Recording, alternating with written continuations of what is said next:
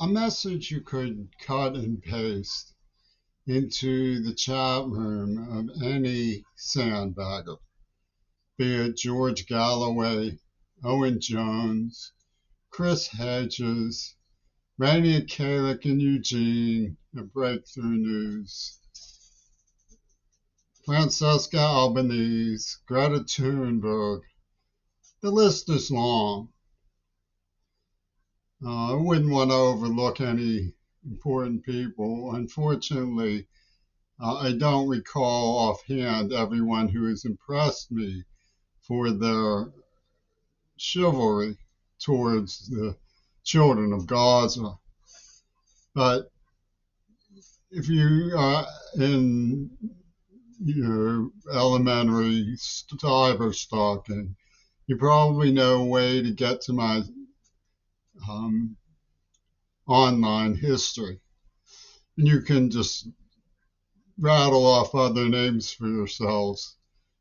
If you could cut and paste any message into one of their chats or replies to their podcasts, it would read, you were told over and over and over again that the Israelis were out to secure revenge for Auschwitz. It was on a headline of a newspaper at Carnegie Mellon University that reached thousands of influential people. And I repeated this over and over and over again. The sandbaggers were too overjoyed that they had accomplished a historic fiction, which can easily be disproved, that was represented by Hollywood systems in a takeover of the control tower that was once our news, just as Dan Rather appeared in Dealey Plaza in 1963. It is supposedly what you would rather believe. Jacqueline Kennedy would rather have been with the Beatles. She's leaving home. Bye bye. Well, it's not that simple to explain why in 1993, when I identified that John Lennon's name was evoked by these murderers in letters from Israel in 1974, why she was not arrested. It was clear that I was shock stupid. They had an attorney named Amanda Harcourt working with David Lucarelli. Let me tell you something about David Lucarelli. The first time I met his Zionist brainiac friend, companion probably of the Wattenmakers, named Jason, he had come down the steps with David after a party where they were playing Pin the Tail on the Donkey. If you look at Yoko Ono's Stalking Me at Pit News, that's precisely what Amanda Harcourt was doing with Jason and David of Kidsburg and Fox Media. They were playing a game of Pin the Tail on the Donkey. And all it took was me recognizing that John Lennon's name had been used in their historic fiction. They could say, aha, you see what you didn't know? And they turned that into a macabre, violent serial crime advertising the genocidalism of Reagan, Clint Eastwood, Tony Levin, Don Trump, Peter Gabriel, and the other people in the Jeffrey Corporation, notoriously Barack Obama, who went along with all this in defense of Gail Burstyn. Why does she appear on a Robert Fripp record in 1979? Supposedly, John Lennon was vamoosed in 1980.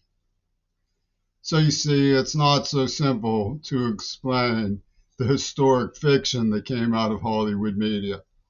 And why they chose me was simple enough. I was a symbol of American valor at sea. I was from Bush's ship in the Navy, and Bush was busy making pornographic deals behind the scenes for his friends like Don Toon and the UAE over the chattel brides of Japan, like who symbolized by the UN Peace Ambassador Midori Goto, who played a psychopathic role in using me as a deafened, overburdened, tortured, neurohypnotized item to deceive under the cloak of the deceived lover, to trigger seizures in a neuroplasm that she and her cronies had implanted with the help of a psychiatric um, professional from Attica State Prison, a Zionist named Wattenmaker, which is a very disturbing name, pregnant with imagery that it conjures, Wattenmaker. And they came in to reinforce this insane and evil crime against a deaf Pittsburgh public school student who they admitted openly was being sacrificed. Every accusation is a confession for J.D. Vance. He says the American Indians practiced child sacrifice. They did, in the sense that they went along with him in the way they tortured me. The man they brought in was named James W. Child of Nuclear War, the Moral Dimension. So they have this child sacrifice that is like connected in their mojo to nuclear war. And Ichiro Suzuki, when he joined the Yankees, had an advertisement in Yankee Magazine of him staring with great intensity at a psychedelic young man's image, which was being melted, like the Wicked Witch of the West. And his collar reads Mac. Pervert Gestapo that amuses themselves with the takeover of American media is serviced by peers at the grocery stores, at the Tacoma News Weekly, at the Pittsburgh Post-Gazette, and goddamn the Post-Dispatch, with their slavish, ghoulish adherence to mania that can easily be disproved. And they've grilled me for years to reap a harvest of art and dialogue and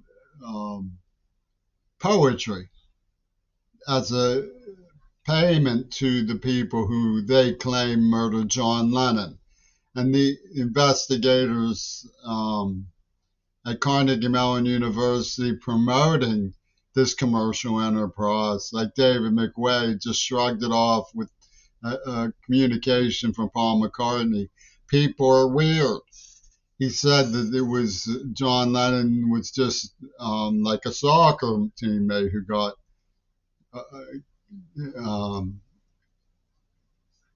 could no longer play. They're still on the team of the assassins. That's his explanation. Midori Goto was in a Two Virgins Pussy Ball fight club in which I was castrated. They gave these psychopathic feminist Nazis from Japan revenge powers to castrate the child of someone from Bush's ship in the Navy named Jimmy C, like Jimmy Carter, because they were making deals through the Central Intelligence Agency behind the scene for pornographic enterprises with Donald Trump and the Neva Corporation. Bush just sold out one of his shipmates. Here, take this one. Sacrifice it as a statement to the lords of the control tower. And nobody questioned him. Obama was an enforcer for this disturbing psychopathy. And Midori Goto was criminally fixated on making it out to be that the seizures she was provoking, the way the flashing lights might cause a seizure in an epileptic, was proof of a rapid eye movement that was hiding a delinquency. And she got away with this. the truth of the matter is a matter of public record. I was neurointoxicated while being kidnapped and tortured as a hostage child. That's not juvenile delinquency in anybody's mind but the fabricators of Clint Eastwood and Donald Trump. That's juvenile delinquency because they deactivated the brain. And so they could implant this Hollywood historic fiction that's easily disproved. You were told over and over and over again that Israel was out for revenge for Auschwitz, and you completely ignored it. Even after they did have pulled what they pulled in Gaza, even after this, you are too busy stewing the storyline of Hollywood's historic fiction with Paul McCartney and Maduro Goto and Antonio Guterres, which is easily disproven by the evidence. And it's like you're like deer in the headlights, frozen. The sandbagger money, the sandbagger money, the secret sandbagger money of Francesco Albanese, man. The treasure chest of Rosine Monteleone, man. And you call that respectable, responsible behavior.